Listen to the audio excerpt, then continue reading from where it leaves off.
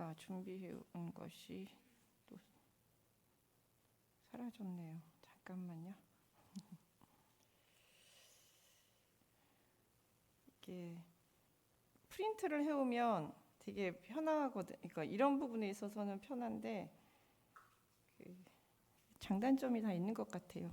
항상 이게 패드로 하면 준비를 해야 하는데 이렇게 갑자기 안 열리는 경우가 생기기도 하고, 그 다음에 예.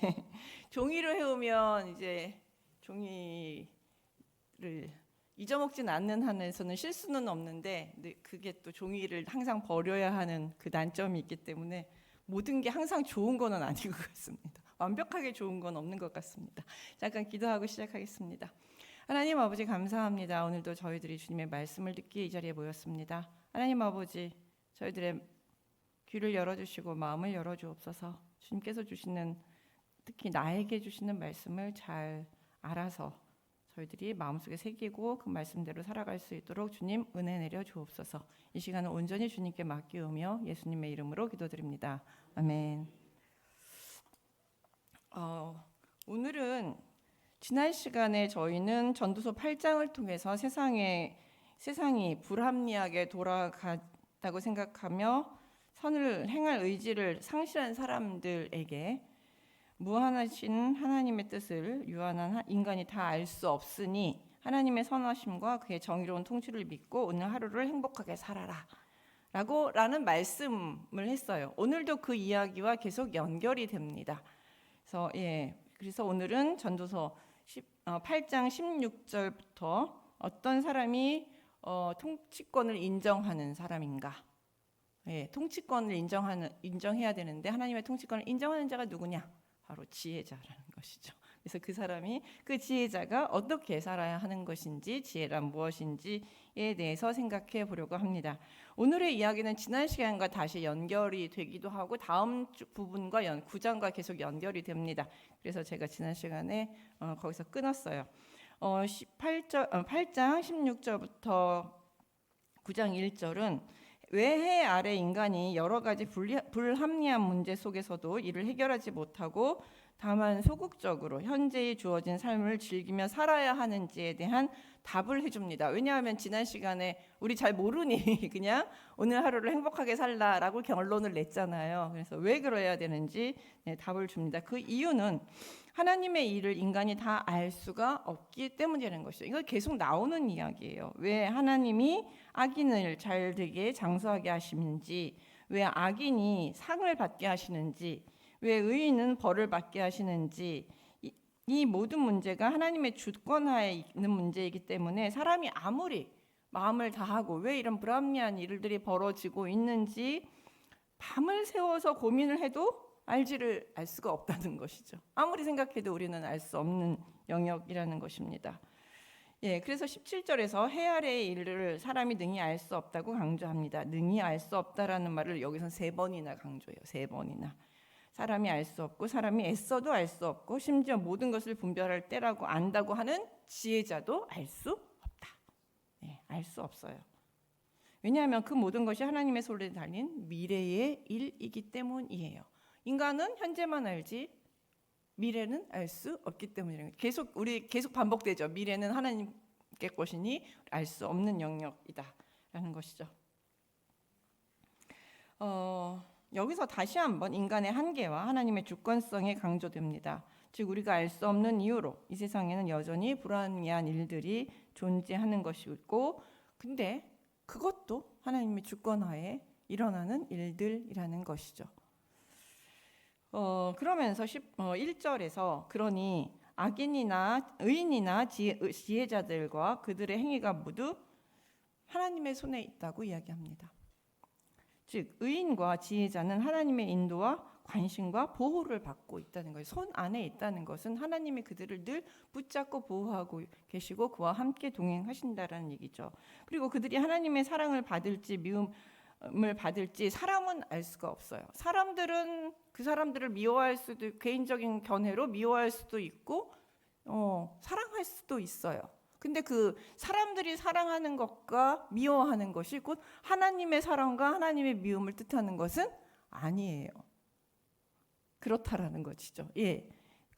그래서 그들이 하나님의 사랑을 받을지 미움을 받을지 사람은 알 수 없는데, 왜냐하면 그건 미래의 일이기 때문이라는 것이죠. 지금은 미움을 받더라도 어느 순간이 지나면서 모든 오해가 풀리고 그 사람이 정말 그게 맞았네라고 하면서 인정받고 사랑받는 순간이 있는 것이고, 지금은 막 사랑을 받더라도 알고 봤더니 그게 아니었다라든지 그 사람이 변했다든지 공동체가 변하든지 아니면 그게 거짓이었다는 것들이 드러나든지 여러 가지 이유로 해서 그 사람이 다시 보이게 되는, 그래서 미움을 받는 일들도 있다는 것이죠.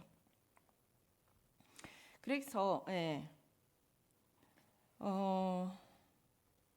그랬기 때문에 지금 의인은 고난을 받고 악인이 득세하는 것처럼 보이고 선한 일을 한 것이 헛되어 보이고 결국 의인과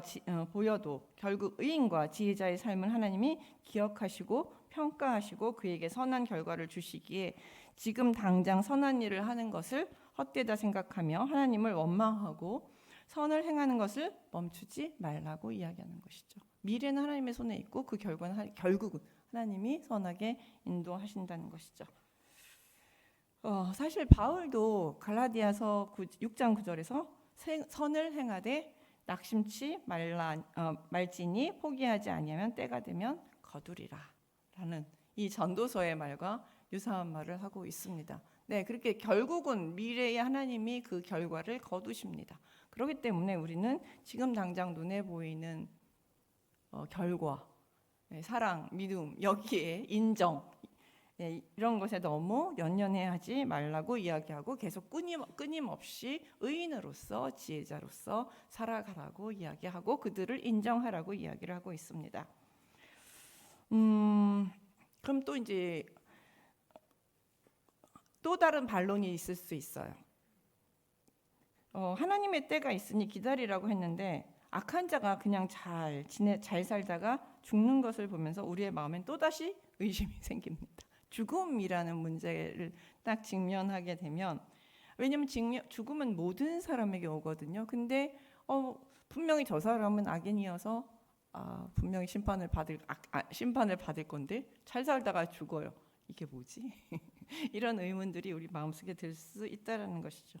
전도자는 2절에서 6절에 이 문제를 다루고 있습니다.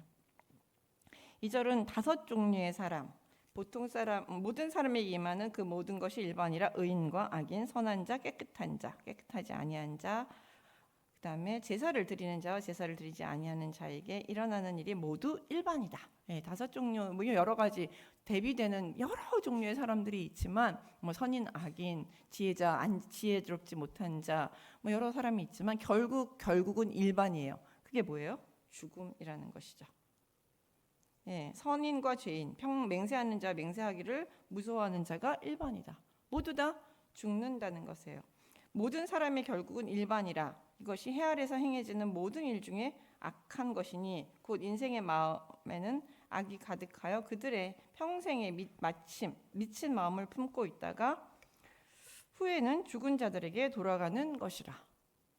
미친 마음을 품고 있다가 모든 사람이 다 죽고 어떤 사람도 죽냐면 미친 마음을 품으면서 평생 미친 짓 하다가 악인을 행동하다가 그러고 그냥 죽어버려요. 다 똑같죠. 선한 자가 죽은 거나 악인 자가 죽은 거나 다 똑같아요. 그렇게 이런 것을 보면 그냥 자기 하고 싶은 대로 미친 짓을 하든 악인 짓을 하든 자기 하고 싶은 대로 자기 욕망대로 다 살다가 그냥 죽어버리는 게 더 지혜로운 삶인 것 같아 보여요. 어차피 죽으면 다 끝인데. 그렇게 생각이 들 수밖에 없어요. 그러니까 굳이 선을 행한다고 고생하면서 살 필요가 없고 그냥 잘 먹고 잘 사다가 죽는 것이 가장 영리한 삶이다라는 생각으로 보이게 됩니다. 사실 4절에 보면은 뭐라고 얘기하냐면 모든 산자들 중에 들어있는 자에게는 누구나 소망이 있음은 산 개가 죽은 사자보다 낫기 때문이다. 그러나 죽음이 일반이지만 그럼에도 불구하고 여전히 산 것이 더 유익하다고 얘기해요. 산 개가 죽은 사자보다 낫다. 저 우리말로 번역하면 개똥밭을 굴러도 이승이 좋다. 예, 아무리 천국이 좋다고 하더라도 뭐 하늘나라가 좋다고 하더라도 그런 이야기를 하는 것이죠. 네. 그래서 살아있다는 것이 얼마나 좋은 것인가. 뭐 우리들을 모두 다 그렇게 생각을 하고 있어요. 5절은 그 이유로 산자는 근데 그 전도자가 생각하는 이유가 조금 달라요. 우리가 생각하는 것과 이유로 산자는 죽음을 생각하며 현재의 삶을 다시 돌이킬 기회가 있지만 죽은 자에게는 더 이상 기회가 없기 때문이에요. 죽은 자에게 주어지는 것은 다만 망각뿐이라는 것이죠. 5절 산자들은 죽을 줄 알되 죽은 자들은 아무것도 모르며 그들이 다시 상을 받지 못하는 것은 그들의 이름이 잊혀진 바 됨이라. 잘못 살았어요. 잘못 살다가 그냥 딱 죽어버리면 거기서 끝이라는 것이죠. 이것을 좀 선한 삶으로 고칠 기회가 없다는 것이에요. 그 기회는 언제 있는 것이냐면 살아있을 때 있다라는 것이죠. 그리고 그들이 그렇게 평생 뭐 악인으로 잘 먹고 잘 살다가 죽었지만 그 결국은 망각이라는 것입니다. 그래서 6절에서 보시면 그들의 사랑과 미움과 시기도 없어진 지 오래니 해 아래서 행해진 모든 일 중에서 그들에게 돌아갈 몫은 영원히 없느니라. 심판이 없다고 생각하지만 사실은 심판이 있다라는 것이죠. 해 아래 눈으로 보면 죽은 사람들은 이 악인들은 이 이후에 어떤 분깃도 존재하지 않습니다. 기억되거나 이름조차 기억되지 않고 완전히 사라진다는 것이죠. 이것도 하나님의 심판의 일종입니다. 잠언에서 보면 계속 악인은 사라진다, 멸망한다, 땅에서 끊어진다, 땅에서 기업을 얻지 못한다. 이런 것들이 전부 다 악인들이 죽은 이후에 그들을 아무도 기억하는 자가 없다, 잊혀진다, 이런 것으로 그들은 심판을 받을 수 있다라는 것이죠. 죽으면 끝이 아니라 해 아래에서도 평가가 주어진다는 것이죠. 이런 식으로 우리도 이제 이런 경험을 합니다. 돌아가신 분들 중에 이제 저희 뭐 작년 이제 교회 분들이 여러 돌아가시는데 어떤 일들이 있을 때 우리가 참 새록새록 생각나는 분이 있는 반면 전혀 기억이 안 나는 분도 계세요. 그리고 생각만 하면 별로 편안하지 않은 마음이 생기는 분도 계세요. 이것도 하나의 뭐예요? 심판이라는 것이죠. 결과라는 것이죠. 죽으면 끝이 아니라 어디에 있어요? 사람들의 기억 속에, 공동체의 기억 속에 그 사람에 대한 평가들이 다 남아 있다라는 것이죠. 근데 그거는 이미 죽었기 때문에 그 평가를 바꿀 방법은 없어요. 그래서 여러분도 내가 죽은 다음에 어떤 사람으로 기억되길 원하시는지에 대해서 생각하면서 사시는 것이 지혜자의 삶의 모습이기도 합니다. 아마 여기 계신 모든 분들은 다 좋게 선하게 기억되시리라고 저는 생각을 합니다. 7절부터 10절은 다시 죽음에 대한 이야기를 하다가 현재로 다시 돌아옵니다. 죽음에 대한 이야기를 하다가 다시 현재로 돌아와서 현재를 즐겨라라는 이야기를 9절부터 10절까지 다시 하고 있습니다. 왜냐하면 7절 죽은 자와 대조하여 산 자에게 주는 충고이기 때문입니다. 우리는 아직 살아있기 때문에 변화시킬 기회가 있어요. 그래서 어떻게 살아야 되는지, 죽으면 기회가 없다고 선언을 했잖아요. 그러면 사는 동안은 어떻게 살아야 되느냐라고 우리에게 충고를 하는 것이죠. 첫 번째는 즐거운 마음으로 자신의 몫을 즐기라는 것입니다. 그의 몫은 하나님의 손에서 나온 것이고 하나님의 선물이기 때문에 전도자는 이미 하나님께서 내게 하신 일들을 받으셨다고 말합니다. 여기서 이제 받으셨다라는 것은 뭐냐면 무엇을 받으셨냐 하면 불평불만으로 원망하고 더 많은 것을 얻기 위해서 악한 생각을 하며 살지 말고 감사하면서 살라는 얘기예요. 하나님이 받으시는 건 우리의 감사예요. 하나님 이걸 주셔서 감사합니다. 오늘도 나에게 이런 나의 몫이 내가 생각하기 좀 작아요. 남들은 이만큼을 주셨는데 나한테는 이만큼밖에 안 주셨어. 되게 불만스럽긴 하지만 하지 말고 나에게 주어진 몫에 대해서 감사하면서 살라는 것이죠. 하나님이 그거를 기쁘게 받으신다는 것이, 하나님께서 받으시는 것은 우리의 감사라는 것이죠. 바울도 그래서 뭐라고 얘기해요? 범사에 감사하라 라고 얘기하고 있죠. 범사에, 내게 주어진 모든 것에 감사하라고 조언하고 있습니다. 그러니까 우리에게 주어진 몫을 감사하면서 즐기면서 그것을 감사하면서 사는 것이 첫 번째 우리가 살아있는 사람들이 해야 될 행동입니다. 둘째는 의복을 희게 하고 머리에 기름을 바르라 이렇게 얘기를 했는데, 이건 외모를 단정하게 꾸미는 것을 이야기합니다. 근데 이건 전반적으로 자신의 삶과 자신을 잘 관리하라는 이야기입니다.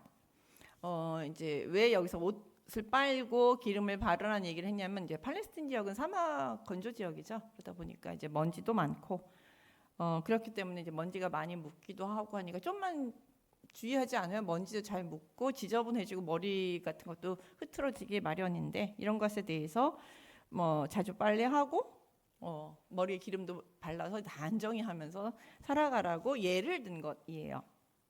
우리나라 이 기름 바르라는 얘기를 하니까 옛날에 어머님들이 동백기름 발라서 머리 곱게 단장하던 그 모습이 이제 상상이 되었거든요. 그렇게 이제 단정하게 살아가라고 이야기를 하는 것입니다. 사실 그 외모를 잘 관리하라는 얘기는, 근데 이게 고대 사회에서는 쉽지는 않은 일이었어요. 왜냐하면 고대 사회는 옷이 여러 벌 있는 게 아니라 한두 벌밖에 없어요.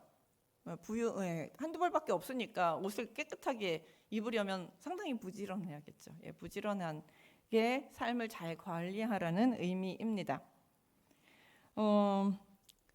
우리가 여기서 나의 삶이 지금 잘 관리가 되고 있는지, 지금 어디가 엉망진창인 건지, 내버려 둔 건 없는지, 될 대로 되라 하면서 그냥 방치한 부분은 없는지, 혹은 뭐 이래도 한 세상 저래도 한 세상이라고 생각하면서 그냥 마구잡이로 살아가는 분은 여기는 없을 것 같긴 하지만 없을 것 같아 보이긴 하지만, 그렇게 살지 말라는 것이죠. 그냥 주어진 삶을 단정하게 깔끔하게 최선을 다해서 살아가라고 말하는 것입니다. 셋째는 내 아내와 즐겁게 살아라 라는 것입니다. 전도자는 아내를 하나님이 주신 몫이라고 표현하고 있습니다. 본문은 아내라고 말하고 있지만 남편도 마찬가지이죠. 성경은 이제 대부분 가부장 시대에 기록됐기 때문에 남성을 중심으로 기록된 특징이 있기 때문에 현대 교회에서 해석할 때는 남녀 모두에게 해당되는 말로 해석해야 됩니다. 그러니까 여기서는 아내라는 표현보다는 그냥 배우자라는 표현이 더 맞겠죠. 아내에게는 남편이 하나님이 주신 몫이고, 남편에게는 아내가 하나님이 주신 몫이라는 것이죠.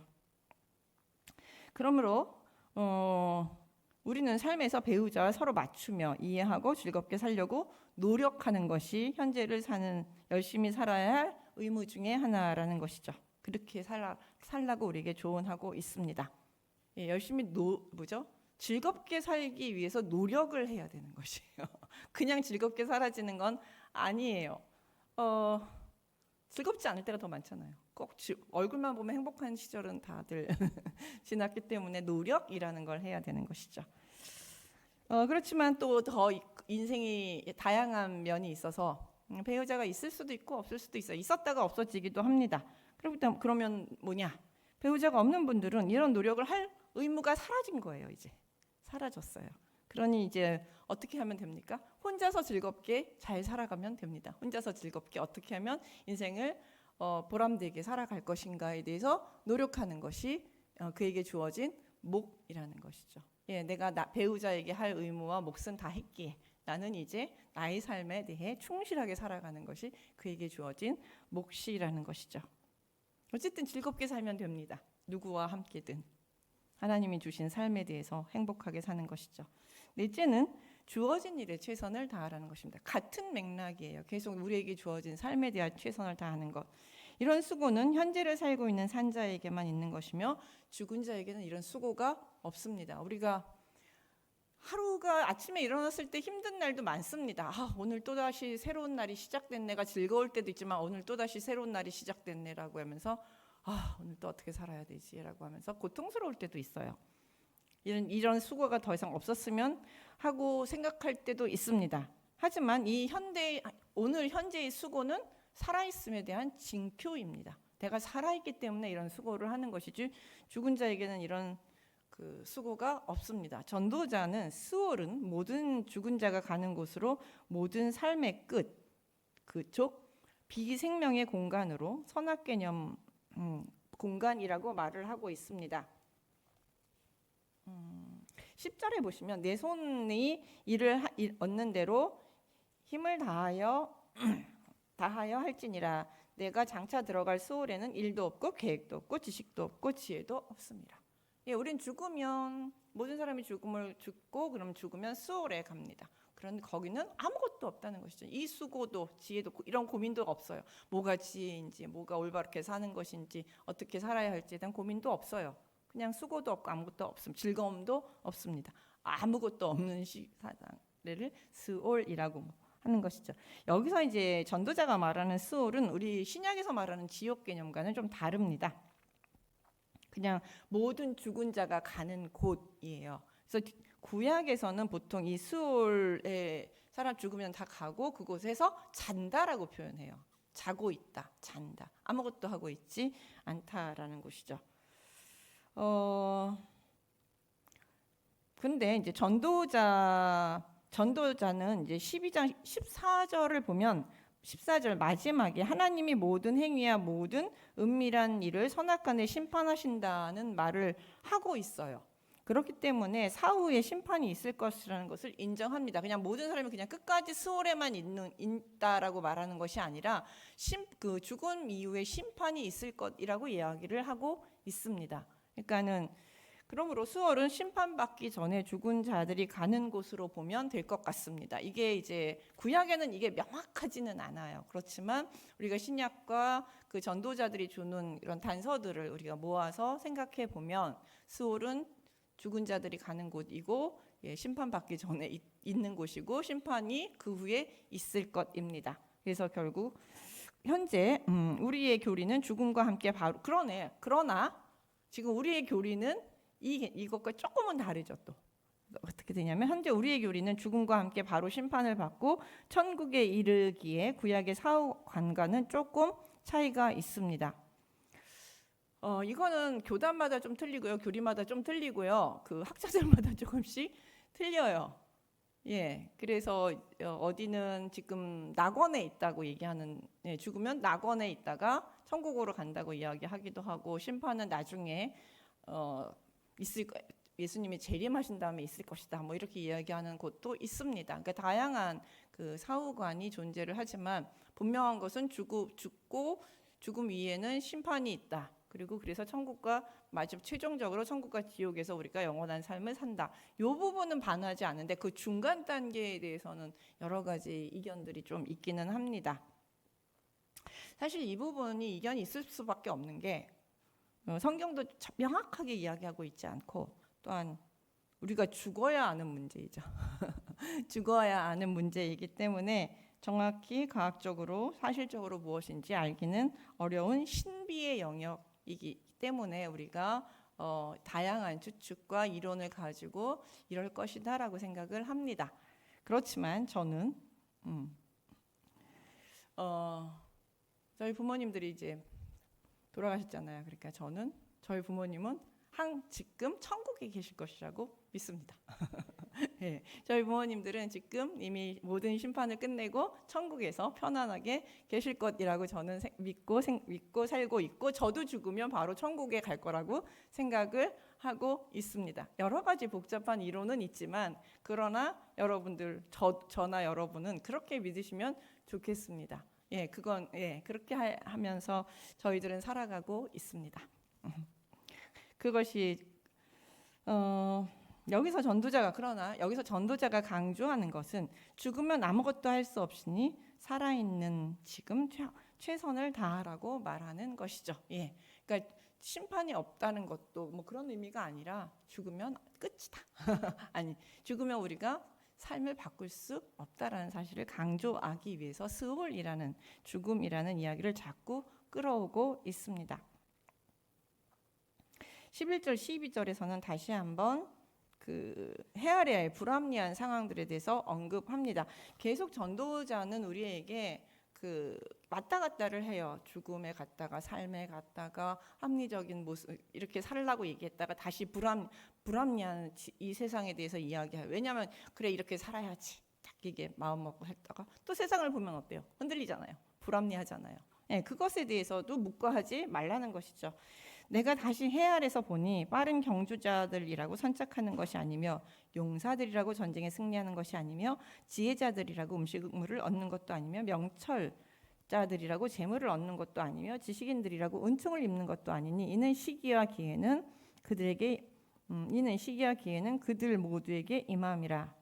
분명히 사람은 자기의 시기도 알지 못하나니 물고기들이 그 재난의 그물에 걸리고 새들이 올무에 걸린 같이 인생도 재앙의 날이 그들에게 호련히 임하면 거기에 걸리느니라. 네, 우리가 생각하는 것처럼 권선징악, 의인이 꼭 성공하고 악인이 꼭 멸망받는 그런 세상은 아니라는 거죠. 해 아래 세상은 여전히 아니고 그 시기도 그들이 분명히 앞에서 얘기했죠. 시기에 그래요. 그렇지만 우리는 앞에 말을 기억을 합니다. 어떤 말? 분명히 그렇지만 그때와 이들의 삶, 선한 삶들은 누구의 손에 있어요? 선하게 사는 삶들의 삶은 하나님의 손에 있다는 것이죠. 그리고 그들에게 언젠가 때가 되면 하나님께서 복을 주시고 그들에게 은혜를 베풀어 주신다는 것이죠. 이거를 보면은 그래 그렇지만 이게 그렇지 세상은 이 모양이지라고 절망할 게 아니라 이런 세상을 보면서 우리는 뭘 기억해야 돼요? 모든 것이 하나님의 손에 있다는 것. 의인과 지혜자의 삶은 하나님의 손에 있다는 것을 기억하면서 이런 불합리한 세상들에서 낙심하지 말고 지혜를 찾아야 한다는 것이죠. 그래서 그러면서 어떤 것이 지혜인지 이런 삶 속에서 우리가 하나님을 계속 바라보는 지혜자의 삶이 어떤 것인지 다시 우리에게 전도자는 교훈을 주고 있습니다. 그게 13절부터 18절이에요. 보시면 13절부터 16절에 대해서 보면 지혜자에 대한 관찰을 하고 있습니다. 지혜자의 관찰 어떤 한 예예요.